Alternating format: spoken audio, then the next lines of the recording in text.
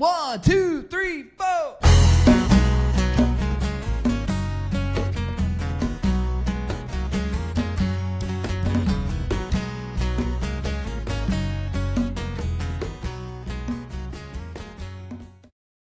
Hello and welcome back to another edition of Lay It on the Table, the Southern Board Game Podcast with the accent on Southern.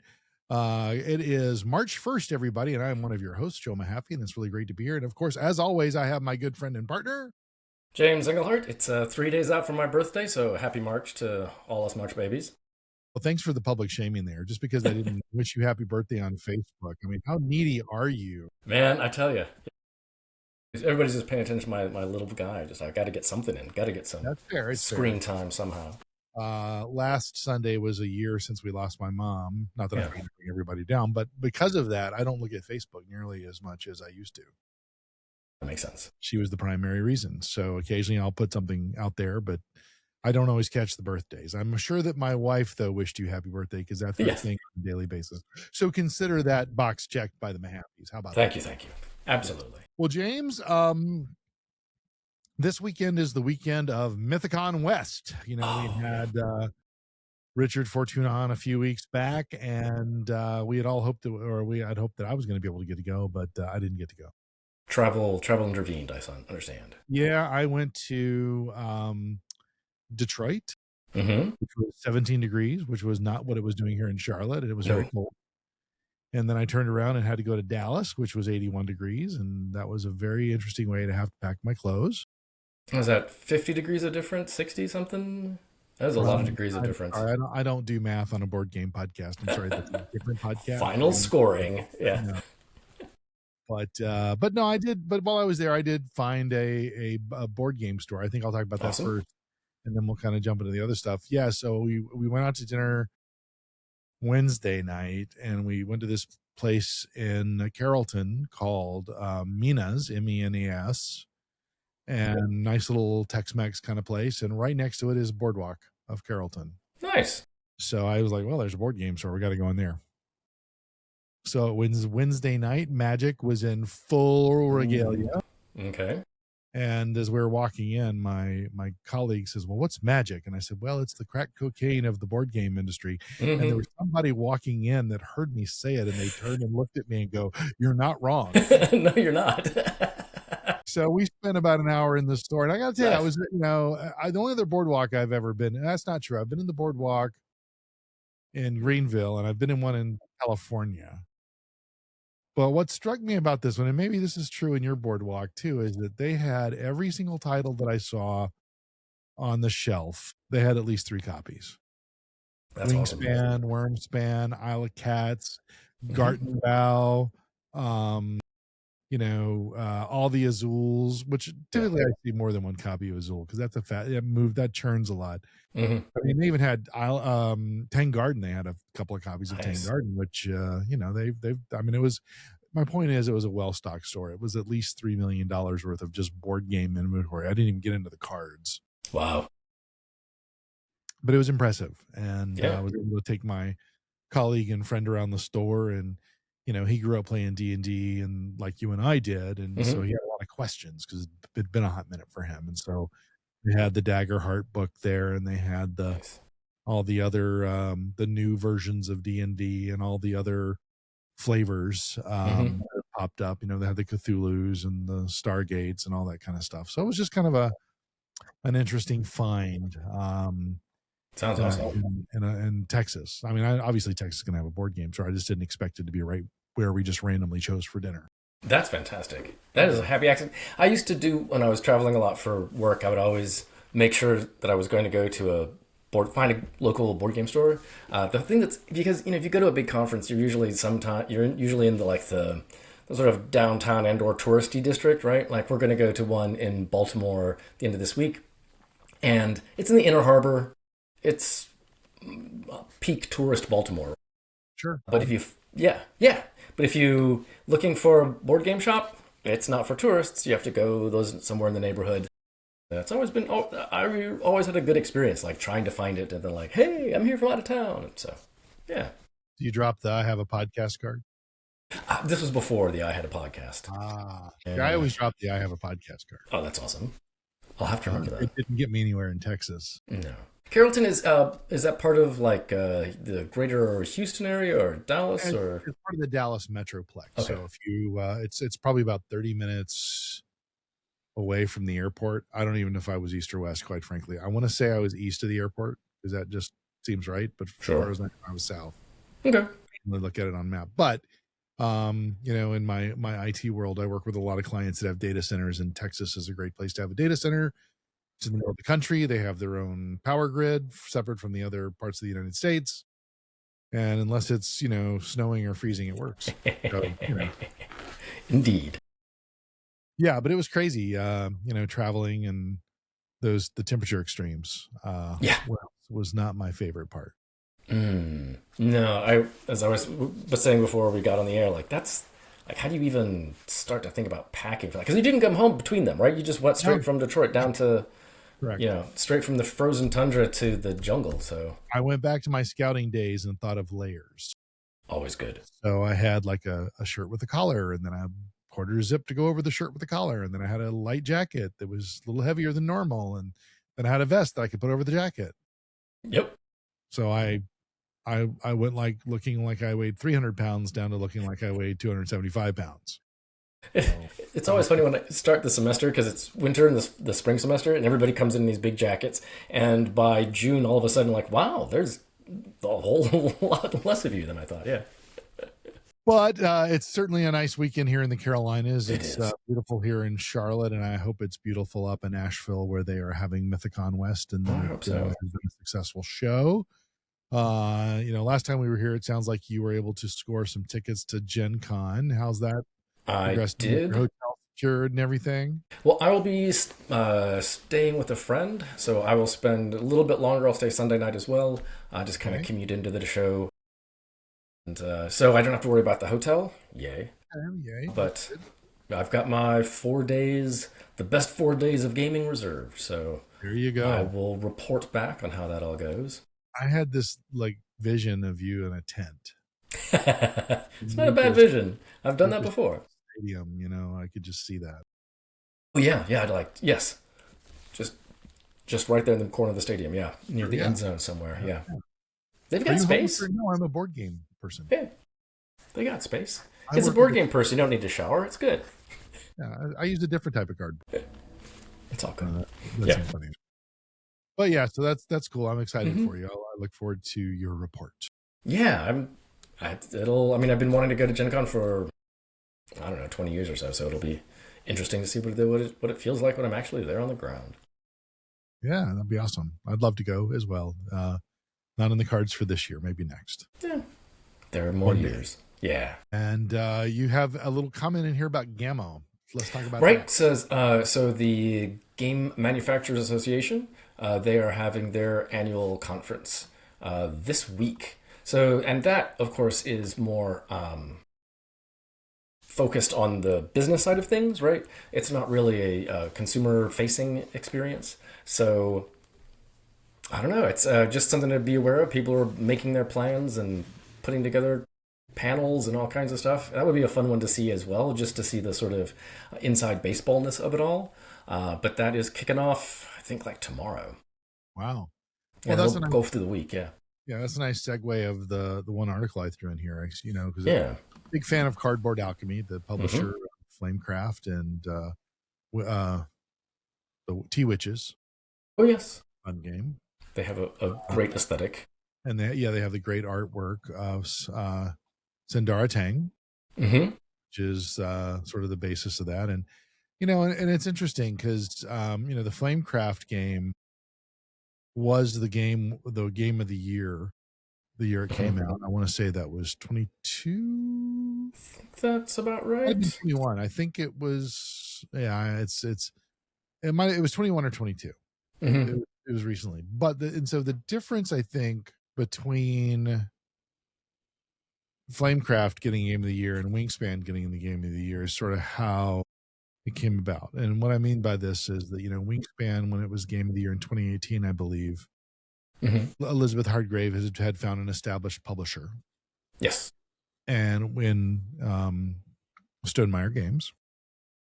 So there was a structure, an infrastructure for her to take her game design and ideation and refinement, etc. We talked to Jamie about that a couple of years ago through the process. Whereas in the case of Flamecraft, Kickstarter basically kickstarted Cardboard.com, and the volume sold of just the Flamecraft brand alone, because there's now Flamecraft, there's the Dragons and Dragons extension, and then there, of course, is the Flamecraft Duels, not including the T-Witches piece.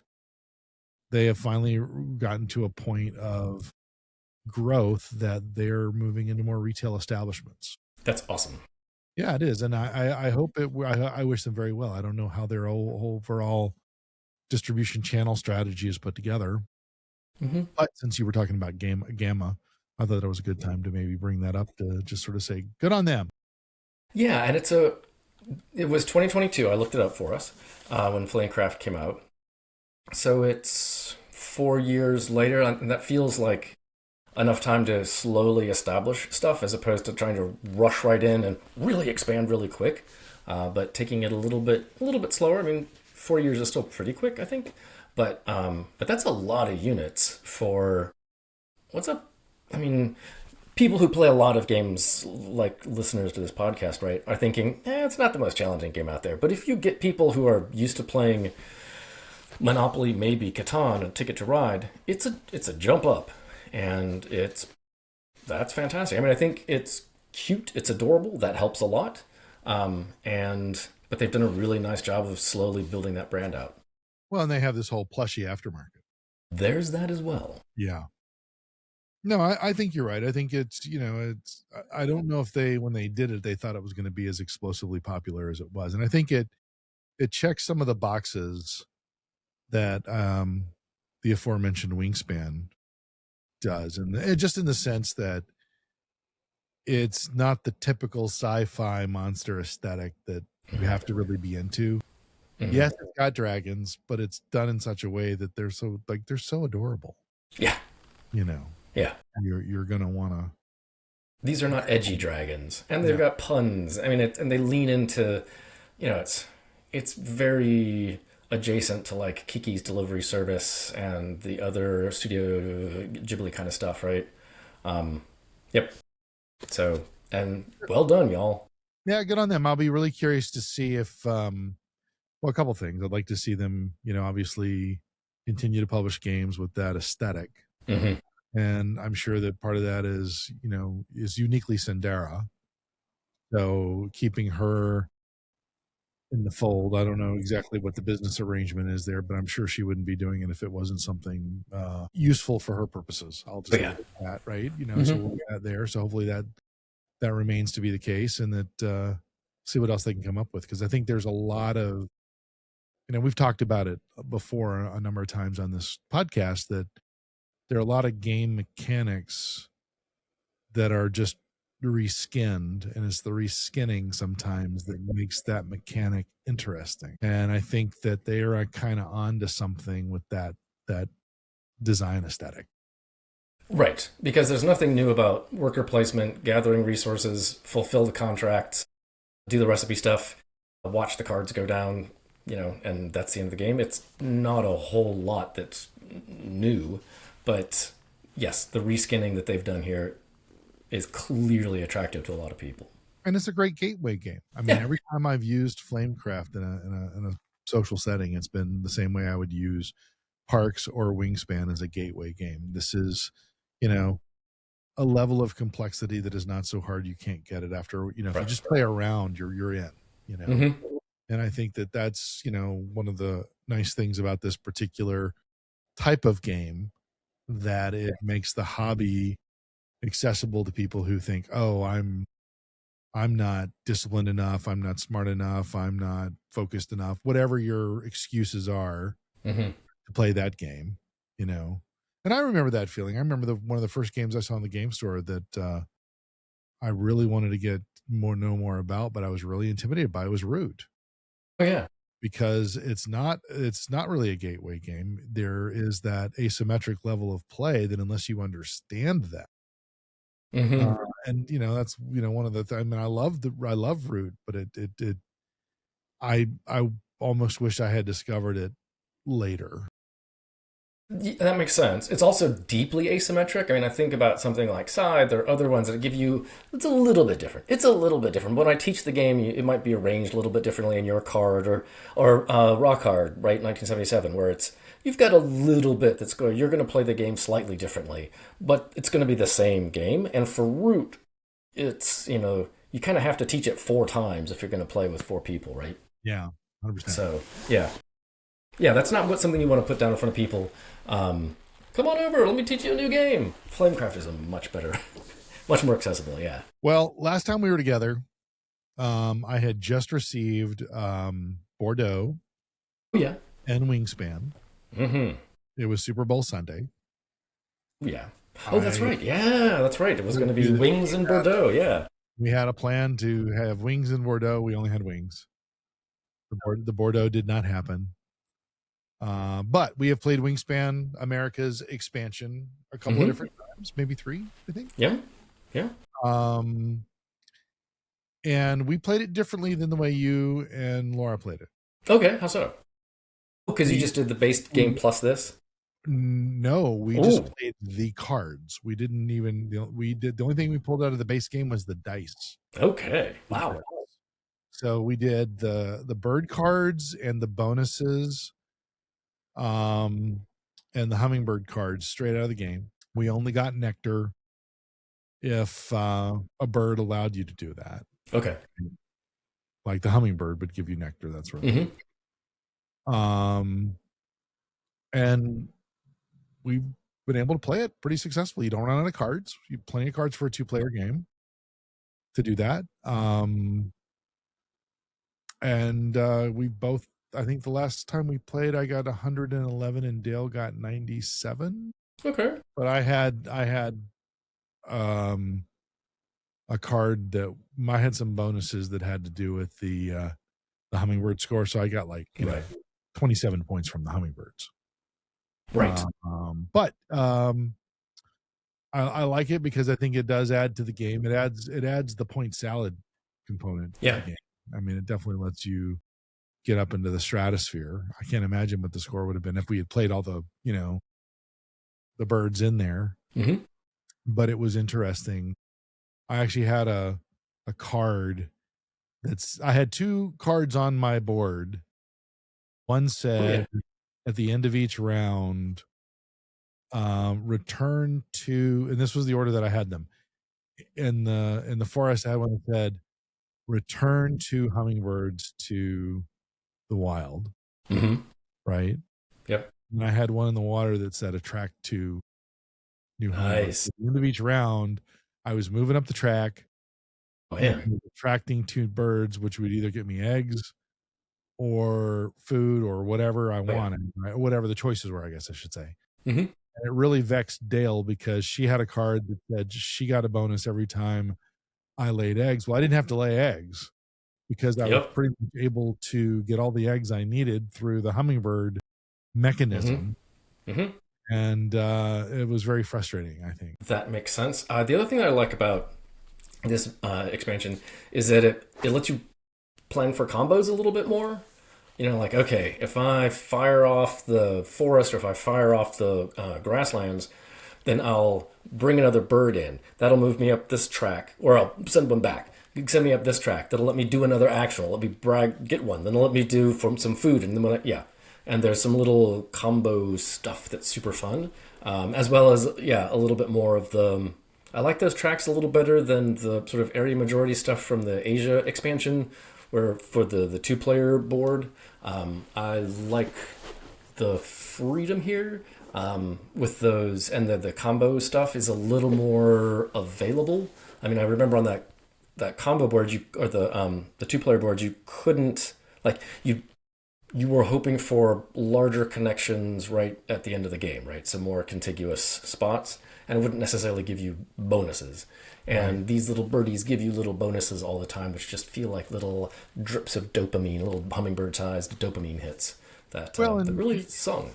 And if the bird feeder is not being your friend, which oftentimes happens, having the ability to get the nectar and kind of move your agenda forward. Because if you think about it, I mean, the cards are there, but there are a lot of heavy cards in there that you need more than, usually 2 to 3 foods to get it out on the table. Yeah. So, but I mean, sometimes you play, like, I think we did this. I'm trying to think. We must have done this with the Oceania expansion, or we did this once before, where you just played with the new cards, and that one was that time was less satisfying than this time. And I think it was just the volume of cards, perhaps. There's a lot of new cards in this one, and the bonuses you got, and then you also had. It comes with 5 end of round, well, really 10 end of round goals, right? Because you flip over again. Yeah, exactly. So we had to kind of. And I really liked the one that said cards with even number scoring on it or odd number scoring on it. Yeah. I kind of like that because that actually helped you think about, okay, what bird am I going to place and all that kind of stuff. And so it was, I kind of liked it because those new bonuses, I'm going to say something controversial here. So Dale is the queen of the end of game bonuses. Okay. Any game we play. She will pay attention to that and totally never lose sight. It's one of the reasons why she wins every time. The first time we play a game, gotcha, is that she's paying attention to all the places you can get points. Me, I'm always looking at what are the mechanics of the game and what happens if I do this, which pushing buttons a little more. Yeah, exactly. And so that is, I think, one of the reasons. I mean, she's smart and she's good at what she does. Don't get me wrong, but I think it's one of the reasons why that happens more often than not. But this approach kind of took that away from her because I was able to. It was a level playing field, I guess I should say. Okay. And the cards didn't necessarily go her way. Where I was getting odd cards out, she didn't. So all of a sudden, I got a boost on the first end of round goal. So anyway, yeah, just nuances that I noticed about the game. We need to put it all together and play it full bar.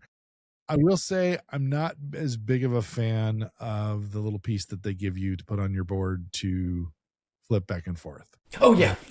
Just the little thin paper. Yeah. Not a fan. I mean, it just, I don't know. It just didn't really. I would have preferred new boards.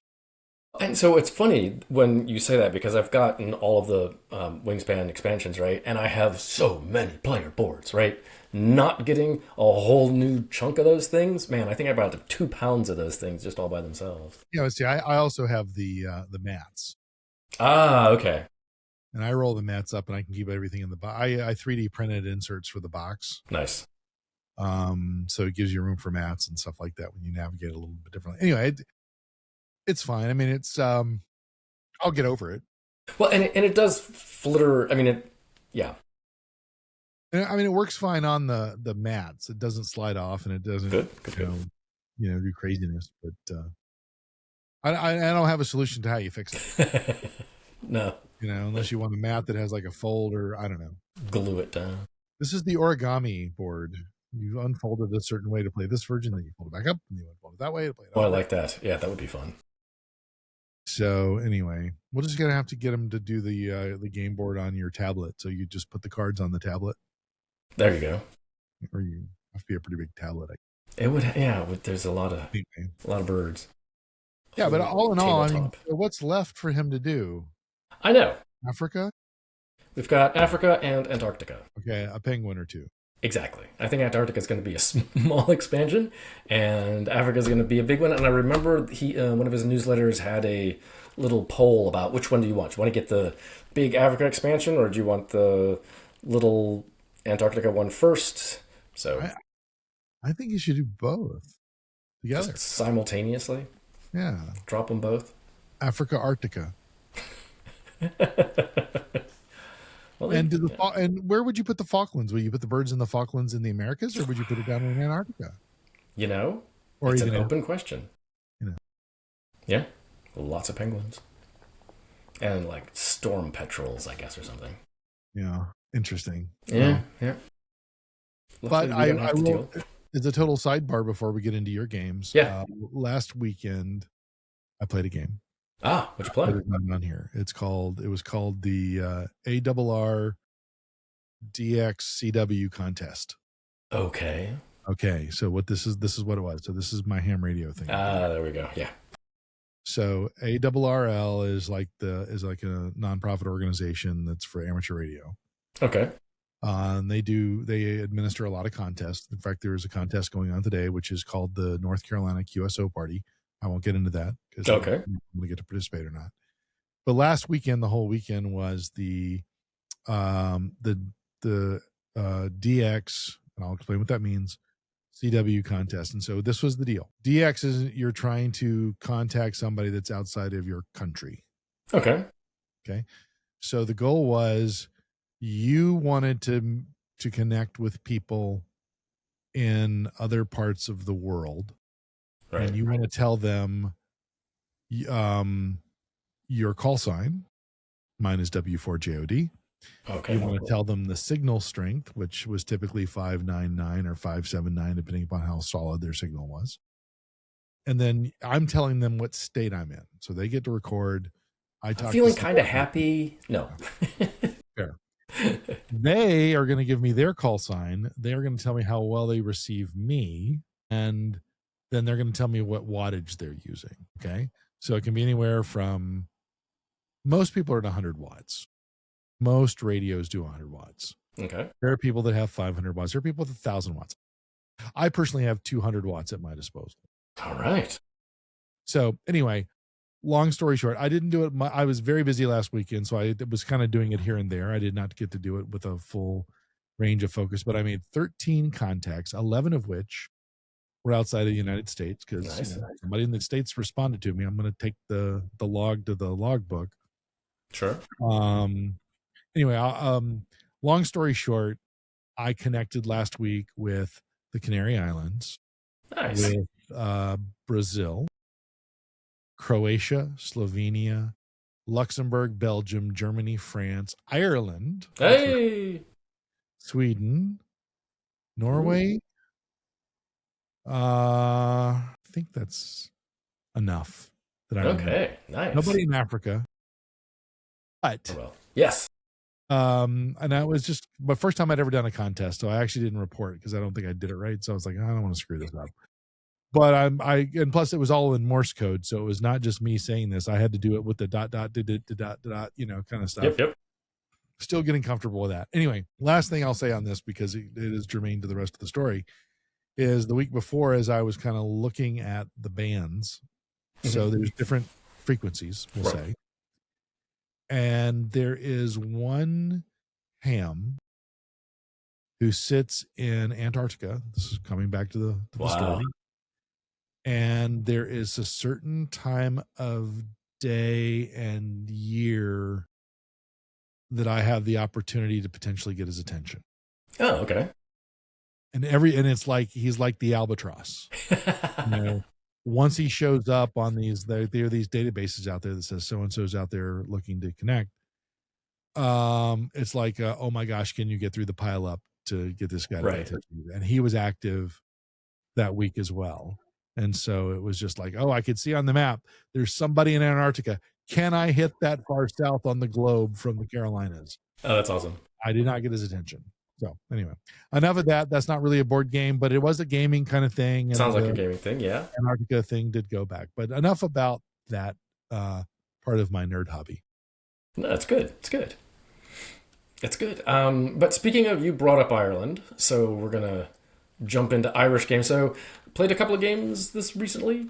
One that I've been meaning to talk about for a while, Tir na Nog, and one that just came to us a couple of days ago called Tenby, which is kind of some funny stories. So Tir na Nog is a 2024 release from the Grand Gamers Guild. It's Isaac Shalev and Jason Slingerland, with art by Marlis Behrens and Bridget Indelicato. That's a fun last name, Indelicato. So it's about Irish storytellers and the other world. So I will tell a couple of stories here.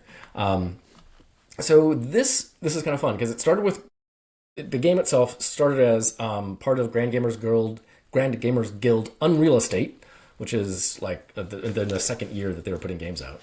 Slingerland designed it. Shalov was working as a booth, minion for the guild at like Gen Con or Origins or something. He liked the game, but he's like, this is a really solid game, but I bet there's something else you could do. And he like met for breakfast the next day and was like, hey, let's do this and let me pitch some stuff to you. So they worked on that for a couple of years, brought it out 2 years ago, I guess, and a decent little Kickstarter. Mark Spector, who's the guy who runs Grand Gamers Guild, was like, well, that was good. Fair enough. I thought it would do better, but it didn't. But it started selling out at conventions, and people were like, oh, now I need to, suddenly there was a secondary market. It was like, what's going on? So another Kickstarter in late 2024, which included some expansions, other goodies and such, that fulfilled late last year, and I've had it on the table since then. So, you are, in Tir na Nog, storytellers traveling to the underworld to gather stories in order to develop a saga. But the actual, what you're doing is exploring to do with some light interaction, some tactical play, and you're solving as a 2-layer puzzle. There are 2 spaces for the game, and this is the key and fun part. One is a central array, sort of grid of cards based on the number of players, so it's like n+1 in 3 rows. Mm-hmm. And then you have a couple of pieces that you'll put on that array, like in, I think it's a snake draft kind of thing. But you put them between 2 cards, and then you go back around drafting those cards out from one of those 2 figures and taking it back. So if you've got 3 people that are like sitting on one card, and the first person takes that card out, then the other 2 are kind of committed to that other card. Maybe they didn't want it, right? So there's a little bit of taking that kind of thing.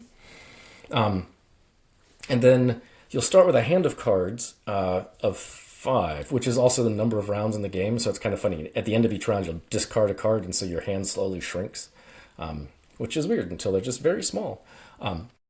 But you draft one of those cards and then place one card from your hand. So you're drafting that card from the middle, and then you're playing one of them, and it could be from your hand or it could be the one you're taking. You can do there's some space for hate drafting. And then you play that into this tableau, which is, again, it's a 3-row grid. The tableaus have specific scoring goals. There's another scoring for everybody based on majorities of the colors. And that's kind of how it goes. There's a bit of take that, as I was saying, but it's always a friendly take that. So even if you strand somebody in the other world, they can go and they'll pick up whatever cards are remaining. So you're never without cards. Something's always giving you a little bit. There's a bunch. So you've got, let's see here. I brought visual aids. So you start with top, bottom, middle. And then they gave you so many other cards to make top, bottoms, and middles with, so you can do a lot of customization there. They also, for that, gave you, let's see, you've got the regular rulebook, but then another rulebook with 5 different modules, so you get a bunch of stuff there. It's not a heavy game. It's medium light and kind of the light side of that, particularly if you're just playing the basic version.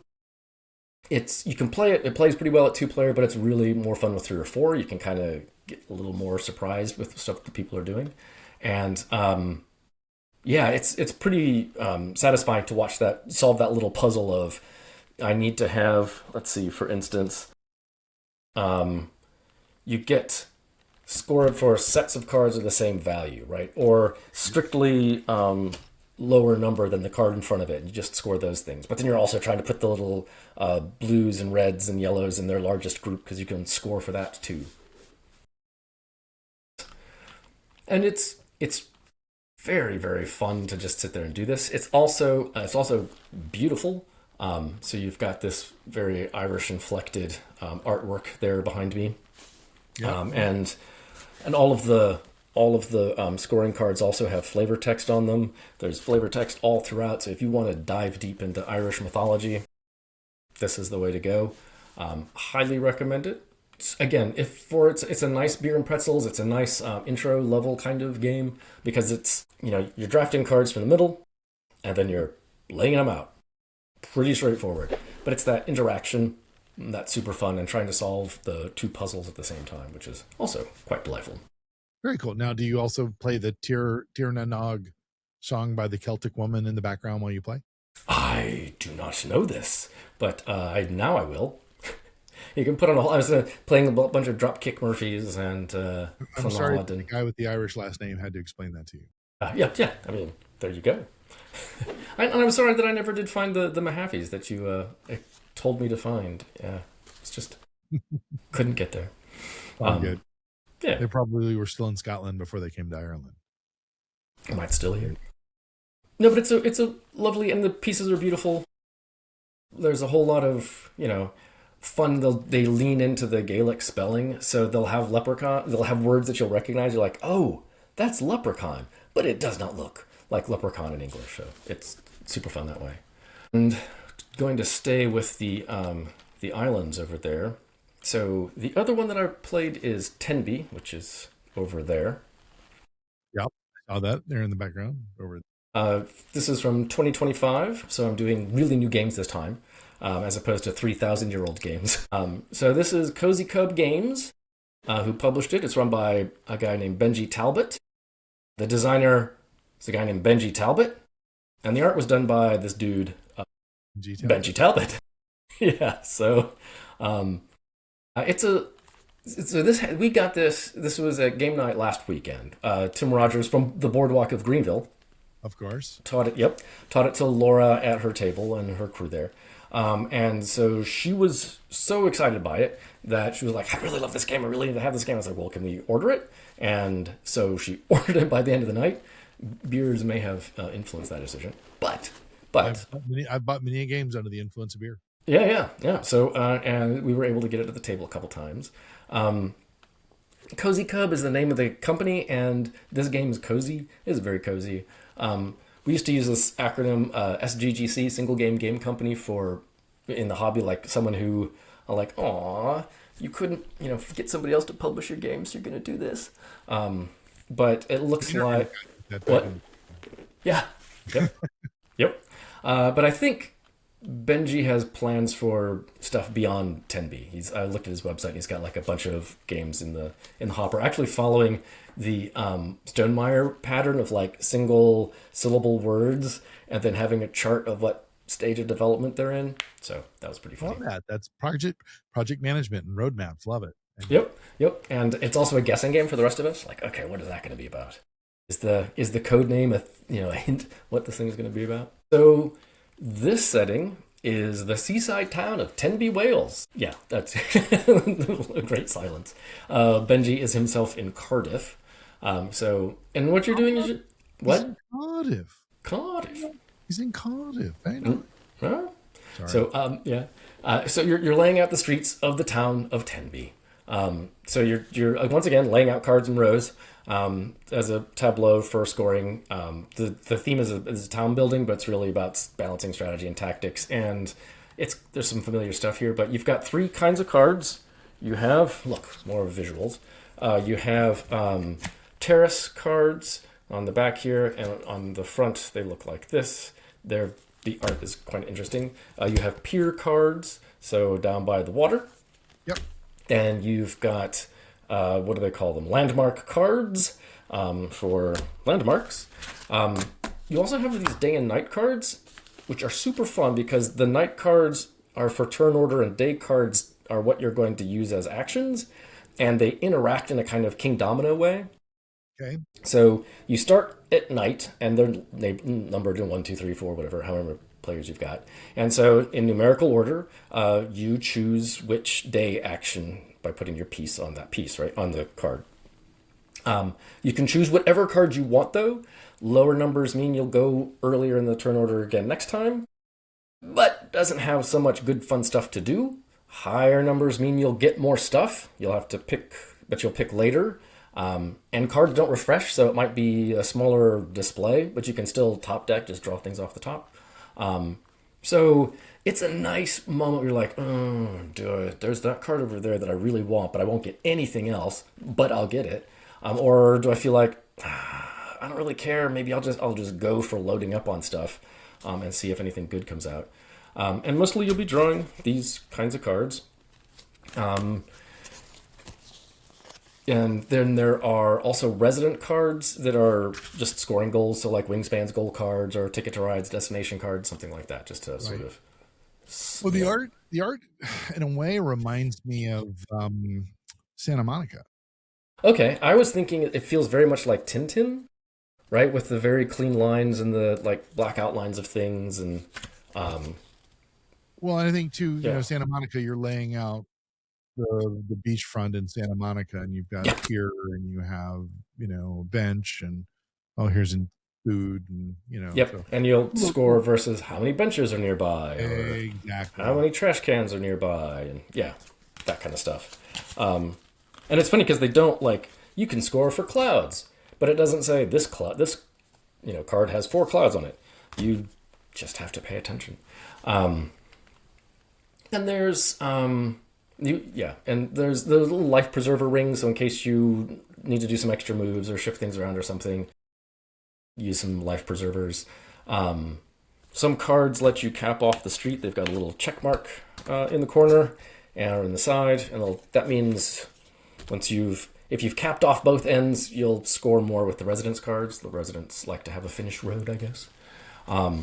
You play, they like that. Yeah, it's continuously being built. You play 10 rounds because 10B. Yeah, and then you score your streets. It's really light. But you're setting yourself up the best you can with small scale little combos. And the art is, again, really cozy, really clean, very Tintin, I think. Or Tintin, if you want to do that. If you're interested, if you like Castle Combo, Point City, this is very similar kind of vibe. There's a little bit more going on. There's more physical stuff to keep track of, so it feels more like Propolis or something, but still it's a small box. You can see it over there, small box. Like point salad side. It's a little bit bigger, just a little bit bigger. It's hilarious. I'm like, why is it an extra quarter of an inch on it? And it's because they're using A4 paper and not 8.5 by 11. And and these cards are like smaller than poker, just a little bit smaller than poker or like Magic cards. And you're like, well, was that a cost saving measure? What was going on there? Anyway, but I really like it. We'll probably play it again this evening, if not tonight, tomorrow, I'm sure. And it's adorable. And I also think it's funny that we got it just because Laura was like, hey, that was so fun. Should I buy it? Yes. That's great.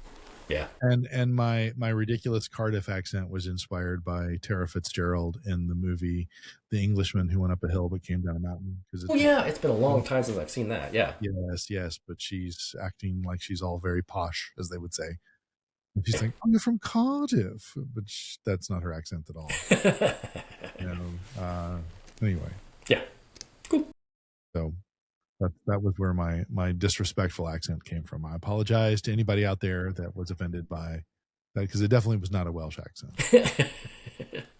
No. And I know a Welsh woman, and I was hoping to run into her today. I did not. But playing the game of 10B. Yeah. There you go. And when we think of the UK, we think of the Victorian era. We do, because of Queen Victoria and her era, I guess. I don't know. No, all kidding aside, obviously, we're moving into the Kickstarter mode. You may have been tagged a few months back by my wife regarding a game called Status, Victorian Affair. And as you know from our delving into all of the Duck Somana games and the Obsession games, we love that Empire-ish part of the realm. And this is another game that falls into that, but this was one that Dale found and just started pushing, and I was like, well, I'm going to discreetly back this Kickstarter. And then she started hounding me like, we should really back this Kickstarter. We should really back this Kickstarter. I finally had to say, look, I already did. Just leave me alone. You've got a birthday coming up. Just let me chill. Give me this. But anyway, but what's unique about this is that there's when you back the Kickstarter and you go in full bore, which I typically do, they have a number of different ways to play the game and a couple of different expansions or etc. But the idea is that there's like 4 or so manors that you can literally build. I'm seeing that. That's amazing. The game. So it's like, so the only way I know to think about it is, remember how you would build like a house out of a deck of cards? Well, this is a board game where you build a house that to me looks like a Barbie dream house when you're done. It's amazing looking. So it was just, it takes place in the Victorian era. It's a worker placement game. And you have to build the most prestigious name in high society, which probably has to do with how you do your manor. I don't know. We're going to get into it. But it's almost like 3-dimensional obsession. It really is. That's amazing. They remind me a bit of like the Everdell tree, just in terms of like they're substantial looking. Yeah. Be curious to see the quality and reusability and playability. The tree after a while gets a little. I mean, if you don't follow up and get the wooden tree after a while, you're putting tape on your tree. I was gonna say, the cardboard fatigues. But I backed it a while back. We just haven't talked about things we've backed in a while, and I was looking for something to put in the agenda. For today. But I definitely want to check out this Chernanog. That looks interesting. And Tenby looks fun too. Yeah. And they're both really accessible, really approachable. And yeah. Cool. Well, it's interesting you bring up the Chernanog. I'm seeing if I can move with a level of expediency here. So you mentioned earlier Rock Hard 1977, and that is published by we lost James. We're going to give him a minute to come back. I'm just going to keep talking. It's published by DeVere Games, and I may just have to edit this part out. Let me just see if I can let him know he fell offline.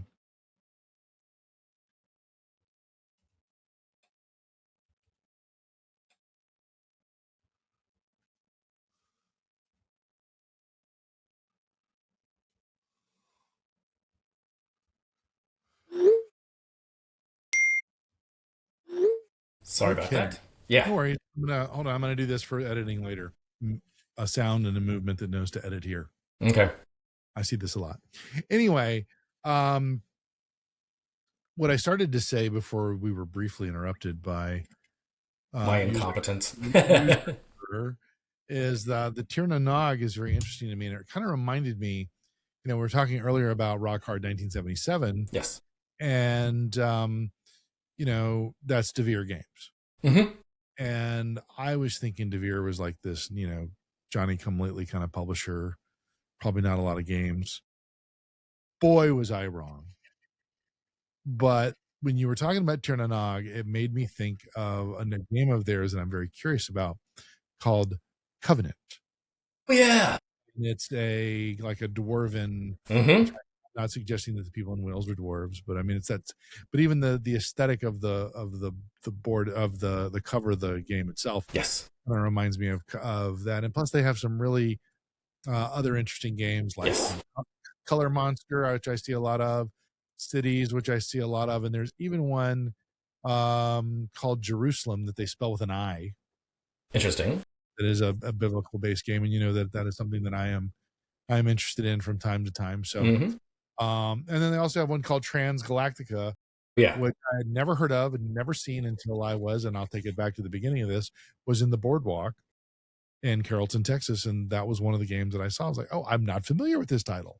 Yep. So, anyway. They also do a wacky little game called Stroop, which, yes. I have seen that. Yep. And it looks like it's supposed to be a light little party game, but man, they set up, the Stroop effect is you see the word green, but it's written in red. And the question is, what color do you see? And your brain is almost immediately going to say green because you're keyed into language. And so the whole game is based around that kind of puzzle weirdness. Yeah. Super fun. I've played it once. It's been out of print for a while. They're supposed to be bringing it back, so that would be fun to keep an eye out for. Well, I did reach out to Devere a while back to see if we could get our the designer from Lockhart 1977 on Yeah. the so maybe I'll have to use this as an opportunity to reach out again and say, hey, just come on and talk to us about your games. Yeah. Be super fun. Yeah, something different. Let's do it. Well, that is all I have this week. Now I have some extra editing to do. Thanks, Sorry James. about that. I was trying to move a screen and poof. Yeah. It's all good. I'm Yep.